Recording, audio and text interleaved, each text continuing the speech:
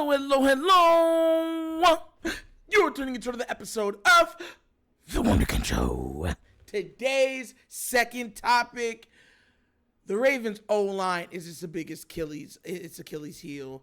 I mean, look, I don't know how to sugarcoat it. I'm actually still kind of frustrated at it.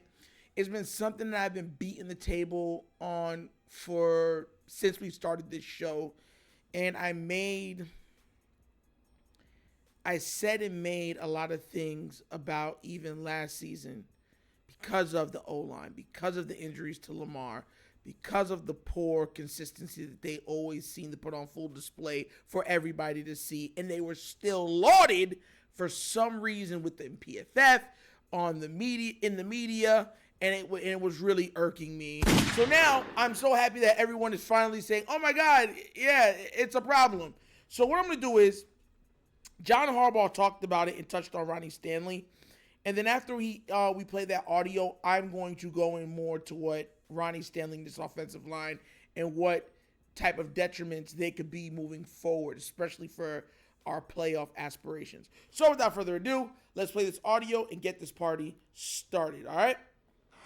John, how did Ronnie Stanley get out of the game? And just knowing he's dealt with that right knee a couple different times this year, how beneficial do you think this bye week can be for him to try to get him as close to full strength the rest of the way as you can? I do think that it's going to be beneficial for him. You know, I mean, it's something that's been, you know, I mean, it's not been great. You know, I think he'd probably be the first to tell you it's not been great. He needs to get stronger and he needs to get his technique right and needs to get out of practice and his technique's off. Keep growing back into.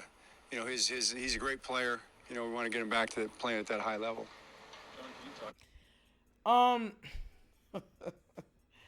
You know,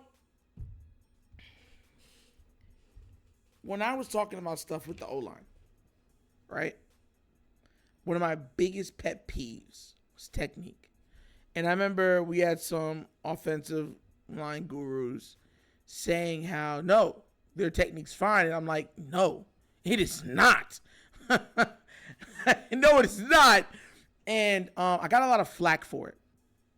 And Ronnie Stanley, I said, was going to be a problem. He's been a problem. Everyone said he'll be fine.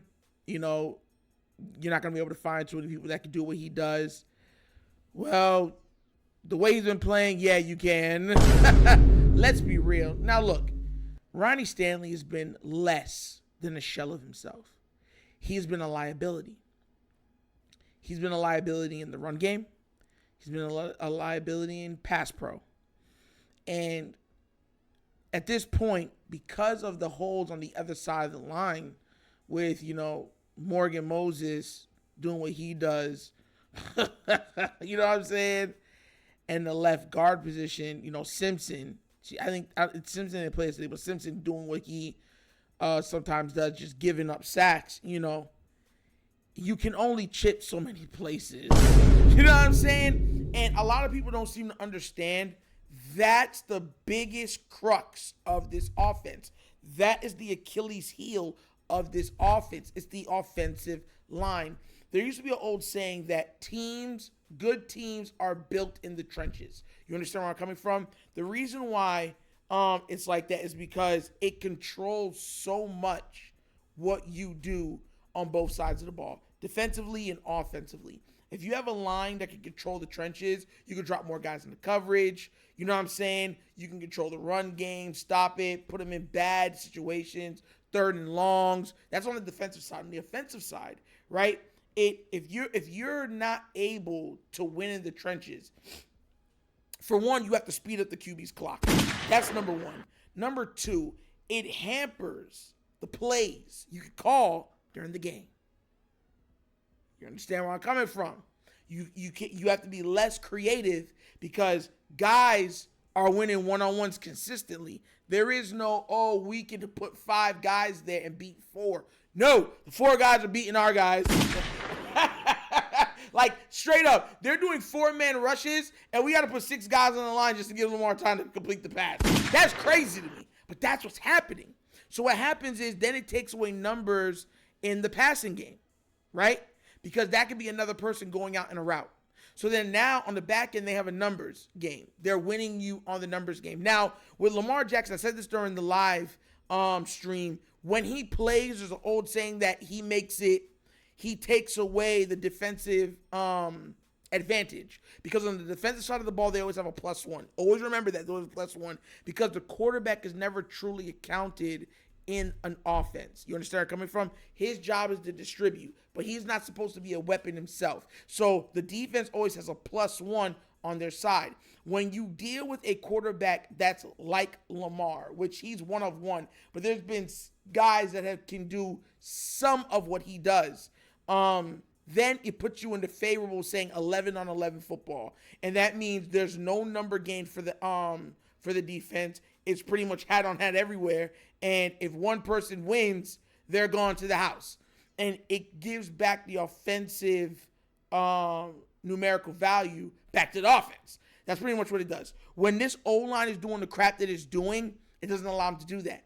They're giving back the defense the positive numbers game, and then on top of it, they're allowing the 4-man rush to get to the quarterback.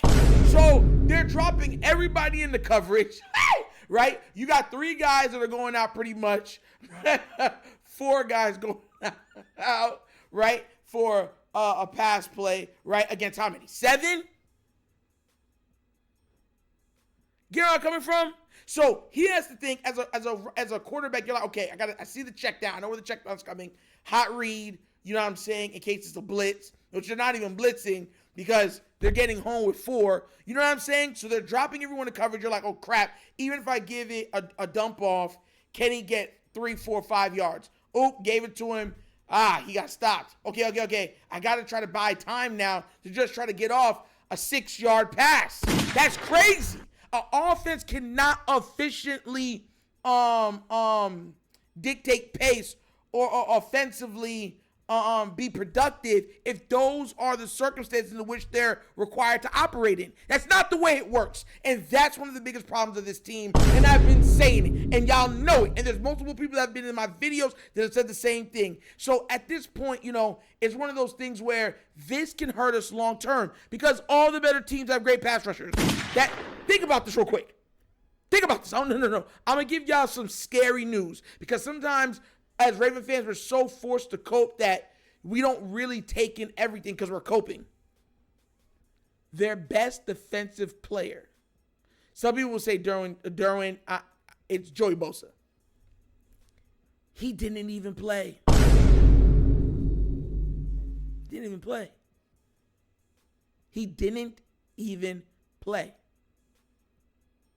And they were getting to Lamar. Lamar was letting the ball go at 2.5 or 2.4 seconds. It's like the second or third fastest ball out of his hands on time in his career. And it wasn't fast enough. We were saying he's holding the ball too long. Yo! One Mississippi, get it out. That's how crazy that is. But that's what we're dealing with. Ronnie Stanley has become an expensive liability. There is no way that they could keep him at his salary. He's either going to get demoted in salary crazy, or they're going to have to just cut bait and move off of him. Because what do you do? Now, the bad side of this is, he leaves the Ravens and miraculously becomes healthy. And because he's of a good age, he plays another 5 or 6 years of high-level left tackle play. We're looking at it like, gosh darn it. And, of course, you're going to have people be like, we told you that, man. But then it's like, how many years have you been hurt now? Forget even being hurt. We're not drafting anybody to fill in his position because of his monetary value. We only have so many dollars to allocate on the offense. And we're not even talking no more about the John Harbaugh on them. He addressed it in that same press conference about the calls, saying they didn't have the vantage points and the views that we had at home. There were people, multiple people in the stadium that said, bro, what is he looking at? Challenge that. They were in the stadium. So I don't know somebody in that press box wasn't on their P's and Q's. Somebody wasn't doing their job, and that's Harbaugh covering for his guy. That's all that is. He's not going to throw anybody under the bus. I think he should have taken over and said, yo, I got to challenge this. He actually talked about also the play, the backwards pass thing, and he said, look, it was a high leverage situation. I had to. It was 17 yards. We were trying to get him off the field. If you're going to throw one, you throw it there. Just on the play that maybe they missed it. And like, oh, yeah, it was a couple inches. Okay. And get that back. And you're like, whoo, we lucked out on that one. So that one I can understand somewhat. You know what I'm saying? I get that. But to me, the Justice Hill one was inexcusable. You can make arguments for the other two plays, but you cannot make an argument for the Justice Hill play. So whatever. But right now, that's what we're dealing with. What do you guys think? Do you think that this O-line can stop us from getting to the Super Bowl? Because I do. I do. And Lamar is taking a lot of unnecessary hits, even when he's trying to get the ball out quickly, right? Because of this O-line. The O-line has their backs turned to him to help him up more than they have it turned, trying to block for him at this point in time. But like I said, what do you think? Do you think we can still make a run with this O-line playing with the level they do, or do you guys think that they have to take it up another notch? And if not, we're going to have an early exit. But let me know what y'all think down in the comment section, please, all right? But as always, this is an episode of The Wunderkind Show. Thank you for watching. Y'all know we get down, we have fun, and we laugh. But everything we talk about rooted in what? Facts and truth.